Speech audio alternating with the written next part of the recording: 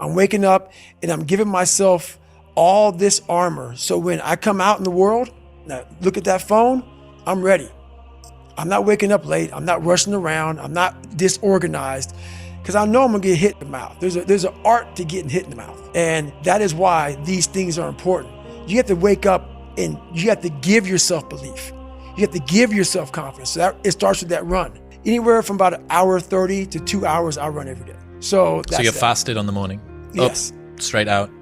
Straight out. 90 minutes to 2 hours of running, back, yep.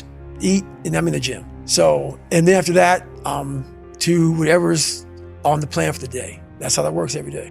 That's your day. There is no room for anything else. Yeah, there is a lot of room. So there's 24 hours, and I use it all pretty well. That's why I got a cap success, because I can't put that in, and that's my growth factor.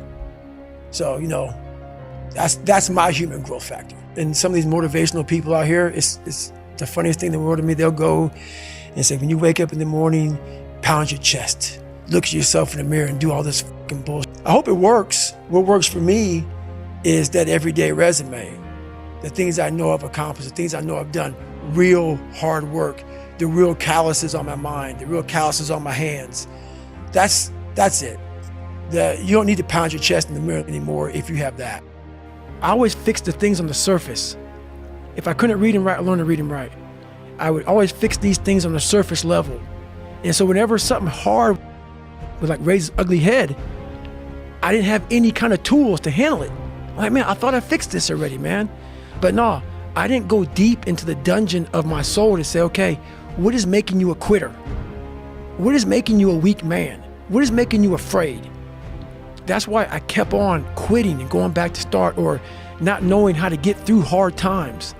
And that's why I always tell people, I'm not a theorist. I didn't study, I didn't study a book. I literally put myself in a fire repeatedly like a sword. You put a sword in a fire repeatedly and repeatedly. If you keep on doing that, you're gonna get a nice sword. And then you keep on beating it. You gotta beat the shit out of it. And that's what I am. Yeah. I became that. I said, okay, we can't quit. We got to figure out what is wrong with you. What's going on here? So I kept on putting the sword back in the daggone fire, and I just beat it harder. And I beat it harder. Before I knew it, I started realizing, all right, man, the brain is starting to get hard. The brain is starting to get hard. A lot of it is limited horizons. Limited horizons are like, I use me as an example always. I came from a small town in Indiana where there was a handful of black families. And a lot of people in that town, when you come from a town of 8,000 people, it's like we had a local plant, Great Dane. And you're like, you know what? I want to work at Great Dane and get a house next to my mom. That's what you know. So many of us come from these small places in our mind that we're not willing to think outside of only what we've seen. Our mind works in such a small compartment. And one thing I was able to do was to dream. Many people, but don't make dreams your master. But I was able to dream outside those four walls of that small town. And until you're able to really put yourself into that dream, but don't make dreams your master, that's where you truly become what you're destined to become. A lot of people sit back and they dream about being a sports figure, or dream about being a SEAL, or dream about being an astronaut, and all it is a dream. They don't put the work behind the dream. That dream has become their master.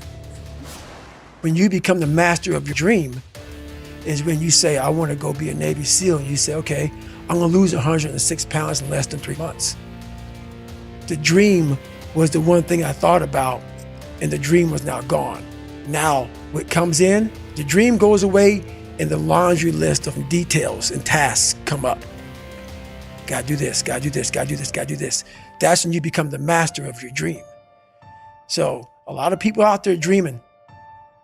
But guess what happens? That alarm clock goes off at 4 a.m. to train. So at the time, my mom was seeing this doctor, and he was like, so she's describing to my mom what I'm going through. He's like, you gotta get in the hospital now. And I just said, just shut up and let me enjoy this pain. I don't want anything to numb it. I don't want anything right now. Because what I had done was I just, in my mind, and people will take this wrong and take it as wrong as you want to, I don't really care. I had just climbed a mental wall that was amazing. And I didn't want anybody to take that pain away from me at that point, because that was all confirmation. I never wanted to feel it again. I never wanted to feel it again. But what it did was it showed me what is possible. And that's what set the new stage for me. That's when I realized, oh man, I've really been underachieving my entire life. I'm not saying that you have to go to that place.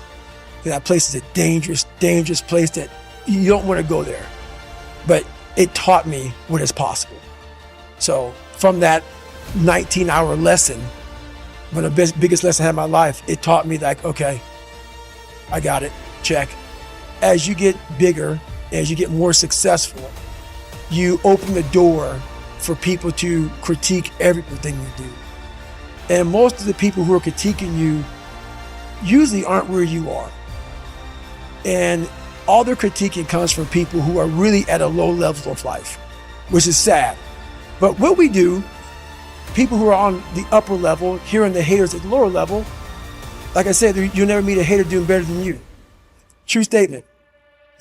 I started having fun with it. So I'll go through the comments, while most people don't go through comments, I go through them, intentionally look for the bad ones. And while I'll block and delete you because the people on my page don't need that negative energy, I'll block and delete you, but I take a snapshot on my phone and I put it in the archive.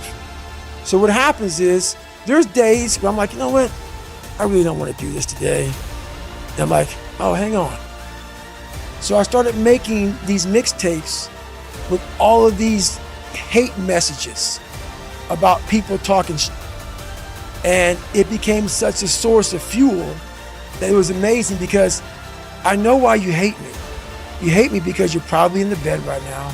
You're probably an underachiever. You're probably somebody who doesn't want to do anything with your life. So I make you question everything about yourself. So I'm going to continue making you question yourself by coming out here and being even more successful. So I listen to that while I run. I sometimes play it in the house, and it sometimes gets on Jennifer's nerves because I'm sitting and listening to somebody talk mad shit on a loop about me. And she's like, why do you do this shit? It's half comical and it's half inspiring. I'm actually inspired by it.